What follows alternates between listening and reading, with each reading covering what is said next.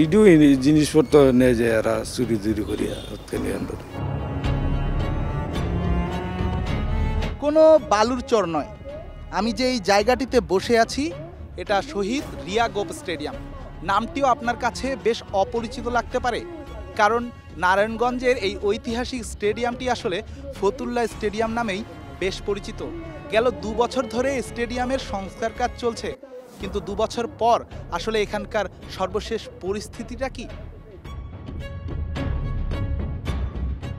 চালহীন shades, আবার শেডের সেই চাল দিয়েই ইজ্জত ঢাকার চেষ্টা। ভবনের কোণে কোণে জমে থাকা পানিতে জন্মেছে সবুজ শ্যাওলা। রক্ষা পায়নি বিদ্যুতের ট্রান্সমিটার কিংবা ড্রেসিং রুমের সিলিংটাও। যেন খুবলে খেয়েছে পাড়ার দুষ্টু লোকেরা। এমন দৃশ্য দেখে কে বলবে কয়েক বছর আগেও এ মাঠে ক্রিকেট খেলেছেন বিরাট কোহলি কিংবা রিকি পন্টিংয়ের মতো কিংবদন্তিরা। ঐতিহাসিক ফতুল্লা স্টেডিয়াম, বছরখানেক আগেও যাকে ডাকা হতো খান সাহেব ওসমান আলী স্টেডিয়াম নামে। পট পরিবর্তনের পর গেল মার্চে নাম বদলে হয়েছে শহীদ রিয়া গোপ স্টেডিয়াম। ছাত্র আন্দোলনে শহীদ হওয়া মাত্র 6 বছরের শিশু রিয়া গোপের নামে নতুন পরিচয় পেয়েছে ধ্বংসস্তূপ সদৃশ এই স্টেডিয়ামটি।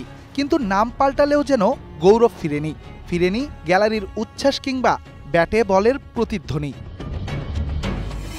সংস্কারের প্রতিশ্রুতি বাস্তবে কচ্ছপ গতি। 2 বছর আগে জাতীয় ক্রীড়া পরিষদের এই স্টেডিয়ামটি সংস্কারের উদ্যোগ নেয় বিসিবি। কথা ছিল 1 বছরের মধ্যে শেষ হবে সংস্কার কাজ। প্রথম ধাপে জলাবদ্ধতা ঠেকাতে মাঠ ও আউটার উঁচু করার কাজ শুরু হলেও দেশ বদলের হাওয়া থামিয়ে দেয় এখানকার কর্মযজ্ঞতা। সুযোগ পেয়ে নজর দিয়েছে শকুনেরা। স্টেডিয়ামের সম্পদ চুরির নেশায় মগ্ন এখানকার মুষ্টিমেয় মানুষ। যেন কাঁটাতারে বিধে আছে আন্তর্জাতিক এই স্টেডিয়ামটির অজানা ভবিষ্যৎ। এলাকার মানুষ এরা আয়ে যায়, সবসময় আসা যাওয়া, রাইতে সারা রাইতেই চলাফেরা। তো আমরা তো আর পারি না এলাকার মানুষের এইটু জিনিসপত্র নেই যে এরা চুরি চুরি করিয়া নিয়ন্ত্রণ। আমরা তো ধরতারি না। আপনাদের কাছে তো আত্মরক্ষার জন্য কোনো অস্ত্র নেই? অস্ত্র বলতে তো এই আমরা 2টা ডান্ডা দিছে, ডান্ডা দিয়ে গিয়ে আর করা যায়? এরা কিরিচ ফিরিচ ধরে। গেল 19 জুন সংস্কার কাজ পুনরায় শুরুর নির্দেশ দেয় জাতীয় ক্রীড়া পরিষদের সংশ্লিষ্ট বিভাগগুলো। তবে কলমের খোঁচা সীমাবদ্ধ রয়েছে ওই সাদা কাগজেই। গেল 2 মাসেও কাজের অগ্রগতি যাচাইয়ে এখানে ঢু মারার সময় পাননি কোনো কর্মকর্তা। বালু ফেলানোর পর এখন আর কাজ চলছে না? না, আর কোনো কাজ চলে না। কেন কিতা কইতাম, এরা বলে কি গন্ডগোল আছে। লোক আসে না উপর ঢাকা থেকে? ঢাকা থেকে তো আই শেষ কবে দিকে দিকে যায়। লাস্ট কবে আসছিল? এটা কইতালাম না। লাস্টে কবে? 2 মাস আগে। ওই তুই 2-3 মাস, 2 মাস বা 1 মাস। অযত্ন অবহেলায় পড়ে থাকা স্টেডিয়ামে জলাবদ্ধতায় বেড়েছে মশাবাহিত রোগের ঝুঁকি, যার ভুক্তভোগী 8,000 টাকা মাইনে পাওয়া সংখ্যাচারেক নিরাপত্তা কর্মী। দিনরাত দায়িত্ব পালন করছেন, অথচ নিঃশ্বাস নিচ্ছেন অসুস্থতার আতঙ্ককে সঙ্গী করে।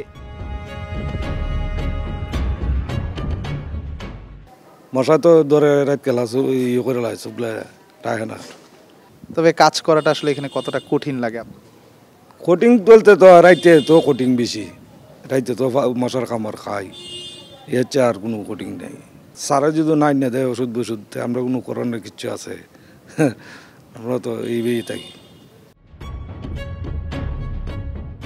তবে জানা গেছে 6 ফুট উঁচু করা হবে স্টেডিয়ামটির চারপাশ। বালু ভর্তির পর শুরু হবে স্টেডিয়ামের অবকাঠামো সংস্কার। ড্রেসিং রুম, প্রেস বক্স, প্রতিটি স্থানেই দেয়া হবে আধুনিকতার ছোঁয়া। তবে দিল্লির এ পথ এখনো কতখানি বাকি, এই উত্তর যেন কেউ জানে না। শহীদ রিয়া গোপ স্টেডিয়াম থেকে রেদওয়ান শাওন, স্টার নিউজ।